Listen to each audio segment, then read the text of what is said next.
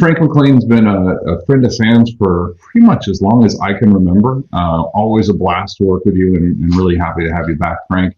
I also get the pleasure of working with Frank at Red Canary as well. So it's either Frank is a glutton for punishment and like seeing me around a lot, or maybe we just work really well together.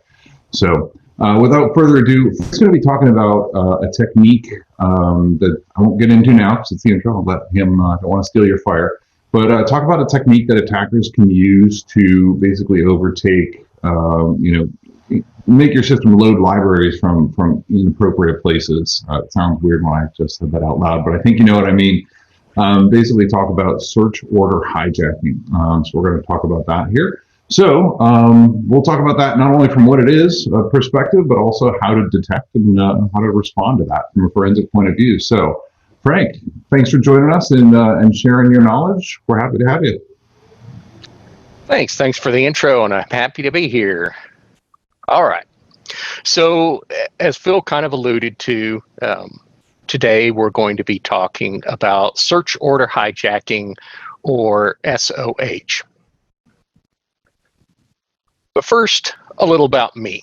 So I spent several years doing digital forensics and incident response consulting, and I moved from there into corporate in financial services, where I ran our security operations team for several years.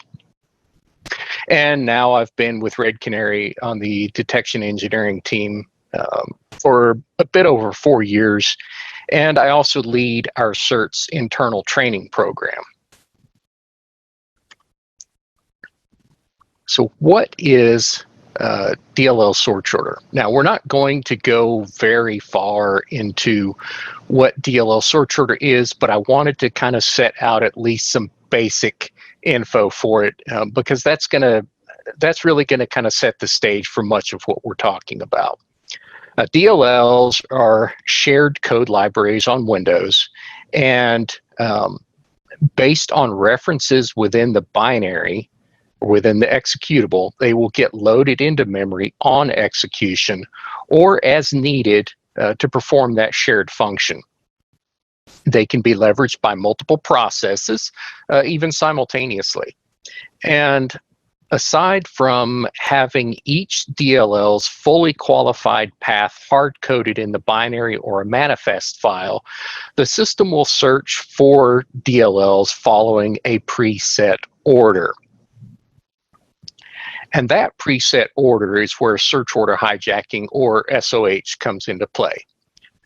Now, if you know the name of a legitimate DLL that will be loaded into memory by a legitimate and presumably trusted, but perhaps not frequently executed binary, you can set up search order hijacking by placing a copy of that binary, the legitimate binary, and a malicious DLL, which has a legitimate name, together in a path that you control.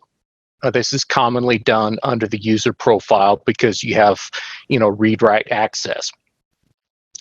Then, when that legitimate binary executes, the malicious DLL gets loaded into memory, thus running its code in the context of that presumably trusted process.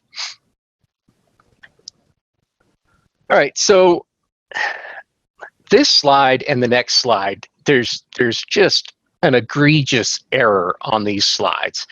And I blame myself, and I blame the 4 other people that reviewed this deck for me for not catching it. And that's the title, it's just all wrong. It shouldn't say why is SOH important. It should say what is so important. But just had to put that out there because, jokes, right? It's a thing now. All right, so these are the stats from the 2020 Red Canary Threat Detection Report. All right, SOH was in 8th place overall from an adversary technique perspective. Okay, tying things in with MITRE ATT&CK. And it impacted 16% of our customers. And those numbers increased over the course of the year as we developed new ways to identify related activity. And as we continue to improve our detection methodologies, I expect those numbers will also increase. Now, there's going to be a link to that report later in the presentation for anybody that's interested. And also want to note with the recent rollout of the MITRE ATT&CK sub-techniques, SOH is now 1574.001 instead of 1038. And there's a link to the sub-techniques and whatnot as well. Okay, so we see SOH applied by various adversaries, both commodity and advanced. It provides a means of persistence, potential privilege escalation, and bypassing various security controls, prevention, detection, and so on. And if anybody here happens to watch the full disclosure email list, you'll quickly realize that there are a lot of legitimate signed binaries for operating systems and trusted third parties that are vulnerable to search order hijacking. It's pretty crazy, the sheer volume of it. Now, there are a lot of talks and a lot of articles, blog posts, etc., about search order hijacking from various aspects, but very few address early identification based on ongoing activity. Instead, they focus on the kind of the after the fact forensics, reverse engineering the DLLs or executables, and so on. And if any of you are familiar with Red Canary, you know that we leverage endpoint detection and response, or EDR, telemetry to identify and alert on active threats within our customer environments. And the concept of using EDR telemetry is what I'm going to focus on today, instead of that kind of the after the fact deep dive. But I'm not going to do that from the perspective of any given platform, nor how we use any of that data specifically. So, you know, if you've got Carbon Black Response or CrowdStrike or, you know, ATP or whatever you may be using, if you're using some type of EDR, I've tried to keep this generic from that angle and just provide methods and concepts that you can use to extract information from whatever data sources you have at your disposal. Now, the most accurate way to identify SOH is based on knowing every single legitimate binary on every single system, every path that they're expected to launch from, and they just check all of those constantly. Combine that with knowing every legitimate DLL that those binaries are supposed to load by name, and check the unexpected binary launch paths to see if any of those DLLs by name are being loaded as well. Back that up a little bit further and look to identify the activity based on the file rights of those legitimate executables and illegitimate DLLs to those unexpected paths. Now, you might think that it'd be as easy as watching for any file rights of exes or DLLs to those paths, but I'll tell you from experience, not so much.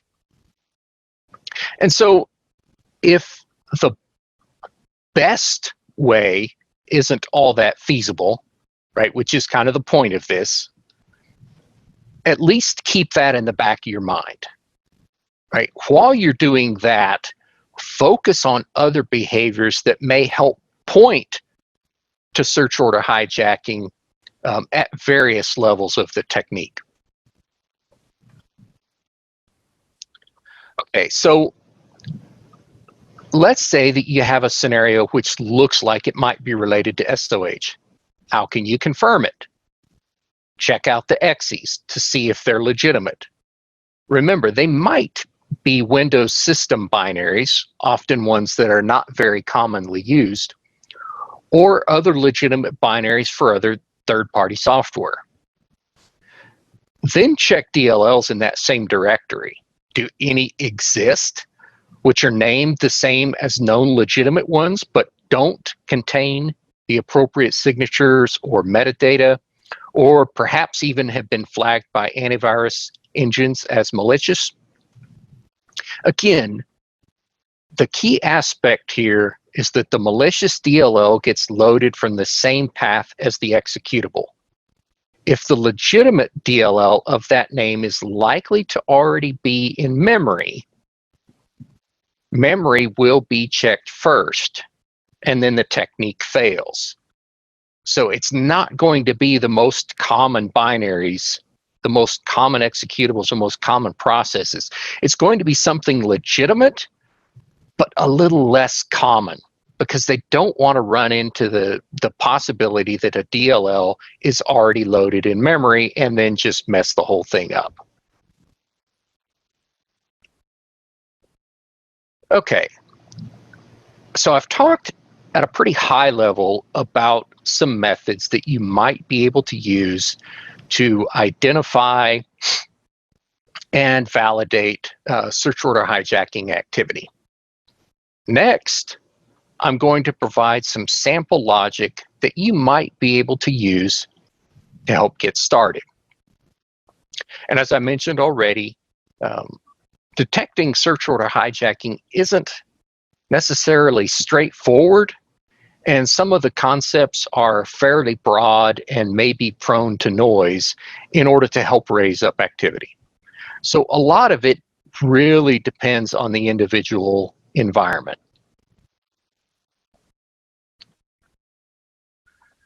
Now, these are some rough ideas that I've pulled together based on some of the things that we look for. I've structured this kind of like a query, but it isn't any particular query language. What is it they always say, that the names have been changed to protect the innocent.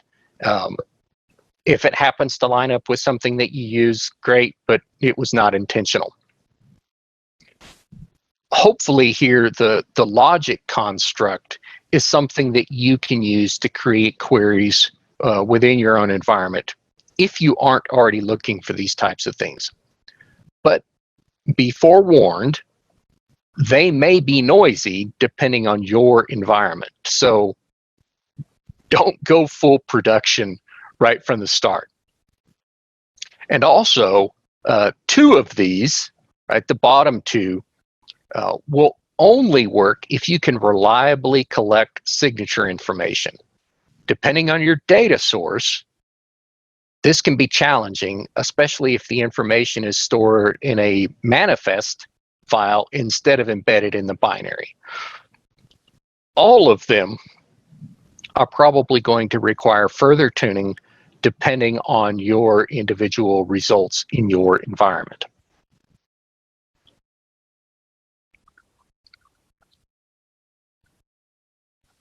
Now, as alluded to before, detecting actual search order hijacking as it happens can be challenging.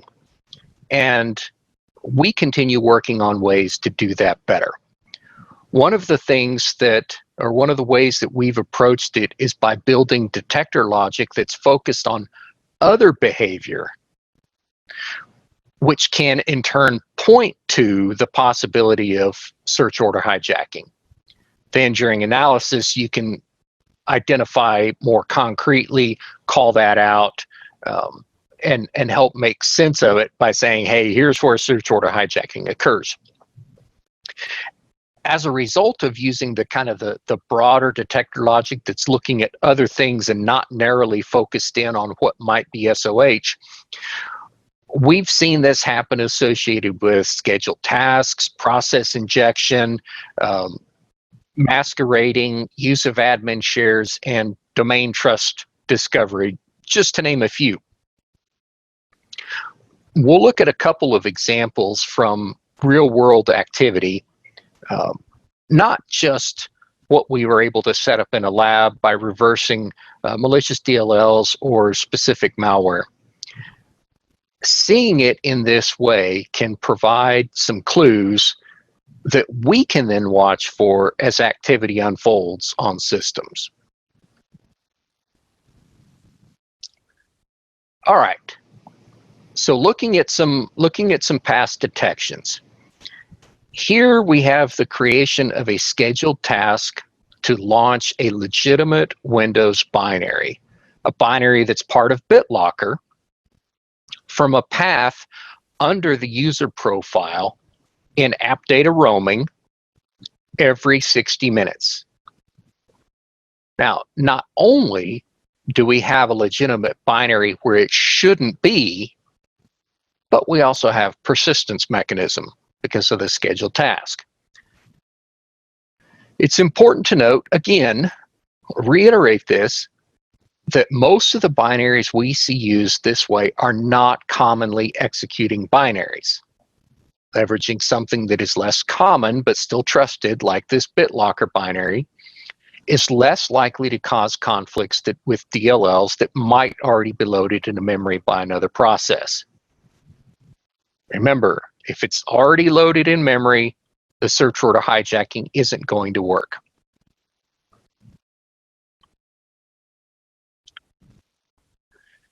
Now, shortly following the creation of the scheduled task, the executable itself, the BDE UI serve exe, is written to disk in that same referenced path in app data roaming. Now, the Windows command processor did the file write, and if I recall correctly, it copied the BDE binary from System32 and wrote it to that location under the user profile. So that's a possible detector concept as well. And going through this, we can leverage all of these observables in a lather, rinse, repeat sort of scenario to continue improving detection methodologies as we go. Now, at this point, we definitely know that we're looking at search order hijacking being set up. The DLL being written here has a legitimate name, so WTS API 32 DLL. It's part of the remote desktop stuff.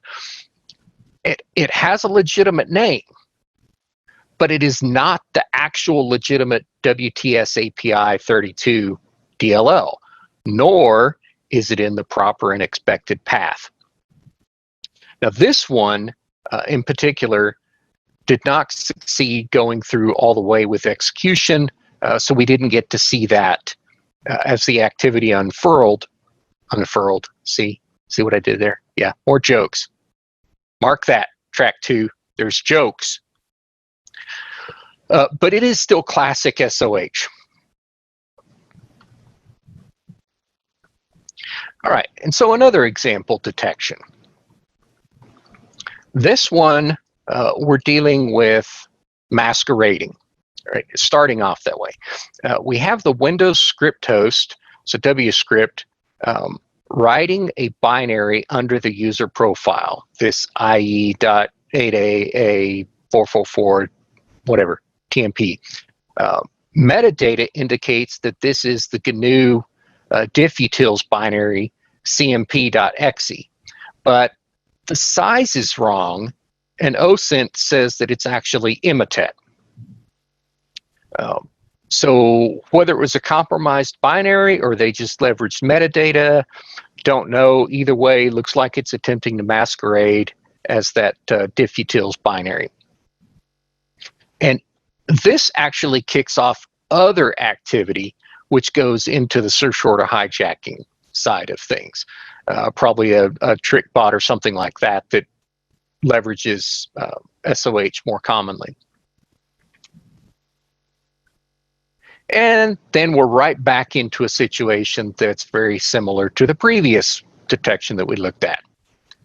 A copy of the Windows fax and scan binary, WFS.exe, is written to disk under the user profile, again, in app data roaming. And if we wanted more confirmation for it, we've got it here. A legitimately named but completely malicious DLL is written to the same path, and now it's ready for loading.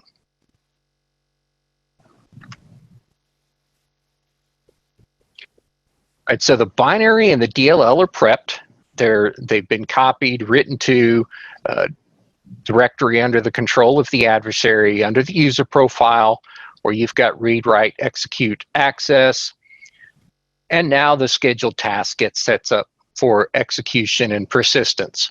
So in 60 minutes, our WFS.exe binary will be live and in living color. And here we go. It is spawned. And what happens immediately after spawning? Drum roll. Ba-da-da-da-da-da. And there you have it. Oops, going backwards. Wrong way, slides. So that MFC42U DLL, legitimate name, illegitimate binary, gets loaded into memory by WFS. So whatever code it contains is now running in memory. Search order hijacking for the win.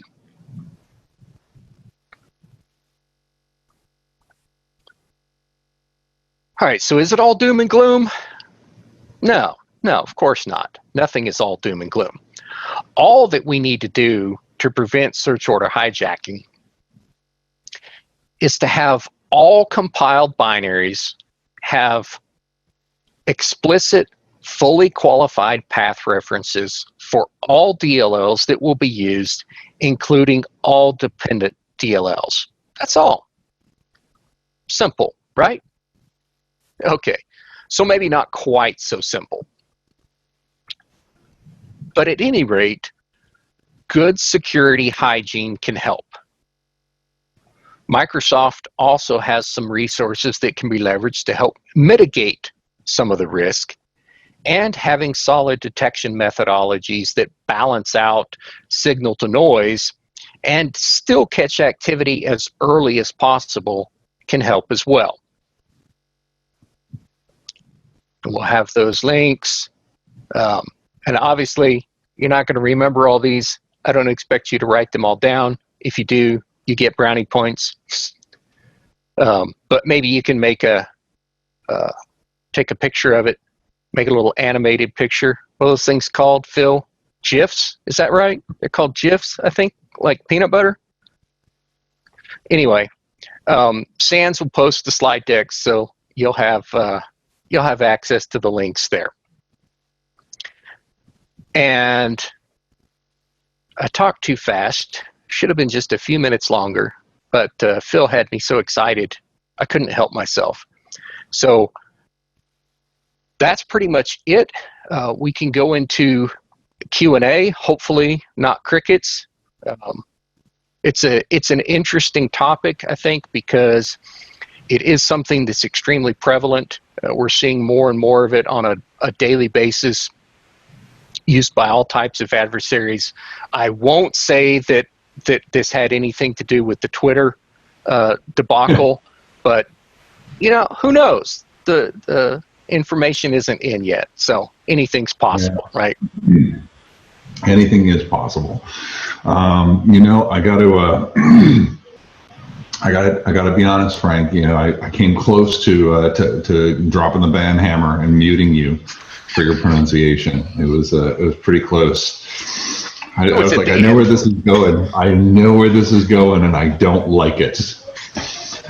The joke there is, Frank knows one of the things that I obviously doesn't really anger me. I just find it silly. Pronunciation of GIF. I say it's GIF because I looked in the code in GitHub, and that's where it was. There are a couple of questions in here.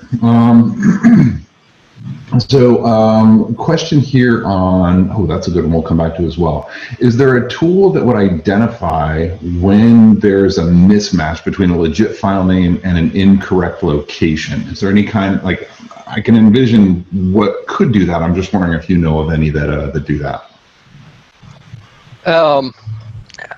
Off the top of my head, I'm not really aware of a tool that looks specifically at that. There are some tools that are designed to help identify search order hijacking stuff from different angles. I've not used any of them, and I don't know that anything is being kind of really currently maintained from that perspective of the ones that I've seen, and thus not, being aware of any efficacy. I didn't try to include any of that info in there. Oh yeah, no, I understand. I just wasn't sure if you were familiar with any offhand. My gut check, and I'm speculating here, is that would probably be something that falls into the arena of file integrity monitoring, and or something along some kind of an EDR type of a solution. But I don't know of any either. I just didn't know if you maybe had tripped over some. The challenge with that is that you would have to know what binaries would be targeted, right? So, I mean, the world's your oyster there from that perspective. Yeah. So, I mean, yeah, you could profile everything under the Windows directory and then just say, hey, if any binaries by these names show up somewhere else. But, that starts to get a little bit problematic, because with search order hijacking, the binary name doesn't actually have to remain the same. So we've seen some scenarios where something got copied or written to the user profile where they didn't retain the name to it, right? Like the diffutils thing. It got written as a TMP file with some crazy random name or something like that. It doesn't have to be cmp.exe. Yeah, it'll still run, and because of the calls from the binary for the DLLs that it's looking to load, the only thing that has to have the proper name is the DLL, not the exe itself. So trying to build a profile for that, I think, is going to be one of the challenging things, because you don't really know what that's going to look like. It could be anything, and not just a system binary, right? You could drop some other legitimate third-party binary onto the system that you've snarfed from somewhere, and hey, it's going to work the same too. As long as it gets to launch, then it's a target. Yeah, well, I mean, and it probably speaks to the I'll lightly say the widely various mechanisms by which software developers have their applications just function normally. So it's hard to consistently model that, and that's part of what makes it challenging for us. How do you tell good from evil? Do you know if this also translates in any form out to Macs by chance? Is there any kind of similar? And I'd actually extend on that to Unix and Linux machines as well. Yes. So similar things exist there. They get a little bit more complicated. But yes, there are shared libraries on Linux and Mac operating systems, and those can, fall prey to a similar type of scheme. It's a little bit different, and not as widely talked about by any means. But yes, it does exist. That is a concern, and something that as those types of operating systems show up in corporate environments, being able to detect on that type of activity is becoming more and more important. Yeah, definitely. There's a couple of other comments in here that are in a similar vein. I'll kind of sum those up. Like whether it's file integrity monitoring or in the chat, Michael had mentioned, going through your known locations and hashing those files and making sure that you're using just the correct ones, intended ones. Whether it's using app data roaming or whether it's using some of the other common locations, it really just becomes a matter of risk and reward in many cases. Where there's a way that we can solve that problem, and sometimes that problem solving is more trouble than the problem is in the first place, I guess. Somebody else had mentioned a question. Where was that? Oh shoot, I lost it. Where in your slide you said all you have to do is application whitelisting, the examples that you had given, application library whitelisting, they're potential solutions, but they come with a big cost in terms of the complexity of the system of maintaining it. And anybody that's run any kind of an allow listing operation knows that it takes maintenance. It's not a fire and forget type of a task. So that's a bit of a challenge there as well. Let's see. There's a lot of stuff in the question listing here. Some of these I'm going to have to pull out here to put into your hallway, but I know we still have a couple of minutes. There's some good theoretical examples of potential solutions for that. In terms of, okay, that's a good one. The threat detection report that Red Canary puts out, is that a place where potentially, I'm not signing you up for anything, but potentially you might be able to talk about where the common directories are that adversaries might use for search order hijacking? Is that a trend, or do you think that's even useful as a potential indicator? So like where they would copy and execute from? Yeah. Just if there's any trends along those lines. Yeah, app data roaming. I mean, that's the big one. The majority of what we see is under app data roaming. Now, obviously, it doesn't have to be there. That's an easy one, simply because you want the user to execute, or you've got some process like a scheduled task that's going to be executing it as the user.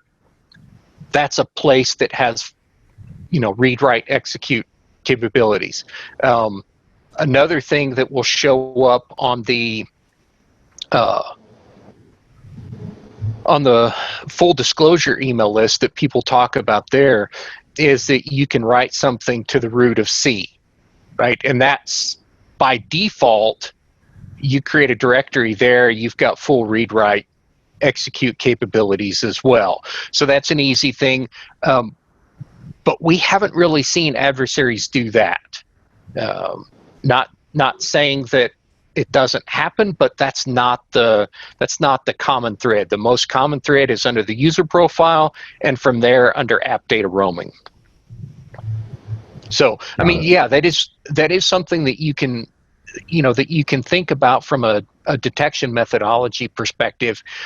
If you have ways to watch for what gets written there, as I kind of alluded to in the deck, you might think watching for executable writes or even just execution from those directories would be an easy tell. But when you start going down that path, you really quickly realize that there's a whole bunch of stuff that happens that way that you would think, okay, this is evil. It's not evil? Why is this executable written here under the user? Why is this executable launching here under the user? It's like, what's going on? And head explosion type time. It gets really difficult, and so you've got to balance out that signal to noise. It's part of what I say.